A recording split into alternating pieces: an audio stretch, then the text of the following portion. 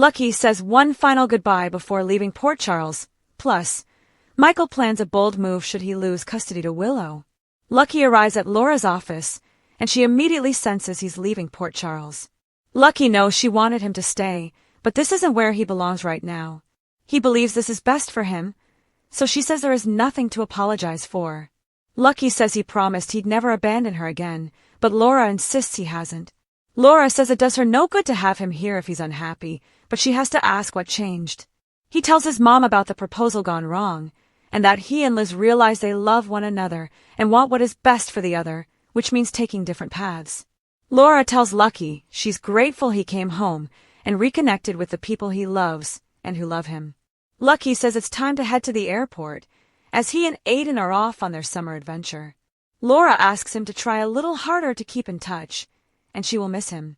She cries, hugs him, and wants him to know that he has her blessing to go.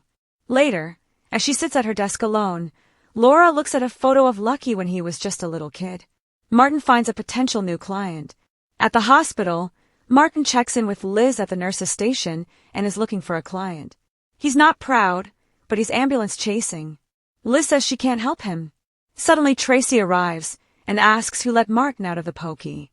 She understands his ex-wives bled him dry. Martin warns Tracy that she should be nicer to him, as she could use his services sooner than she thinks.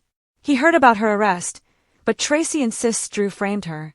Martin guesses there are many ways Drew could make her life miserable, and it would behoove her to have someone on her side who has worked with Drew before. He warns her it will cost her, though. Isaiah oversteps. In Portia's office, Isaiah picks up her phone off the floor and hands it to her. She says it was another one of those spam calls she can't stop. He thought for a moment that throwing her phone had to do with her lying to her husband. Isaiah admits he didn't mean to, but he overheard her yelling the other day that if her husband found out she was lying, her marriage would be over. Isaiah can tell something is weighing on her, and he's here to listen if she needs it. He also says it might be best she take a step back from all her duties right now to avoid making a mistake. Portia states she is fine, she can handle the stress, and her marriage is none of his business. He says he understands and departs. Isaiah joins Liz at the nurse's station and admits he's shocked she told Lucky to go. Liz explains that Port Charles has never been Lucky's home, and if they tried to make it work, they'd only end up broken-hearted. He asks if she's sure she said everything she needs to say to Lucky. Lucky and Aiden arrive at the airport, and Lucky says they will start this trip in his grandpa's old stomping ground, Amsterdam. Suddenly, Lucky gets a text from Liz asking him to wait for her. Aiden boards the plane, and Lucky waits behind. An attendant tells him he has to board now. Liz arrives, but without luggage.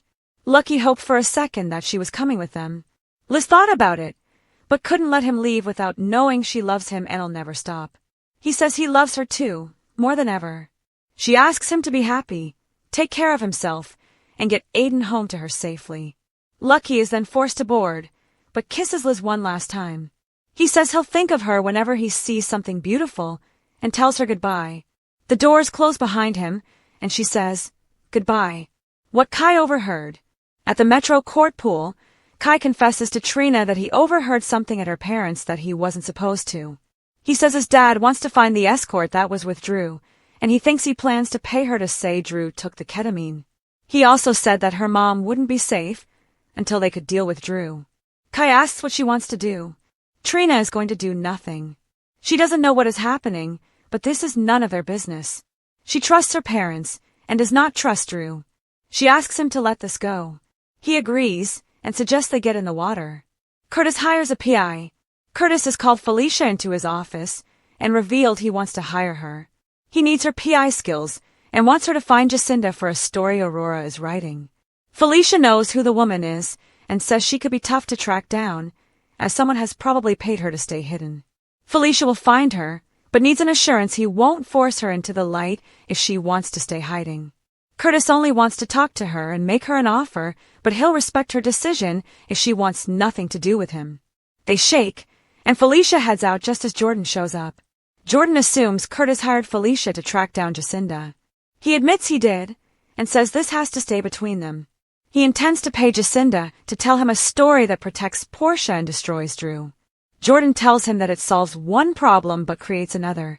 She says that if this came out, He would lose everything, including possibly his freedom. Curtis is willing to risk it as he won't let Portia lose her medical license or go to prison.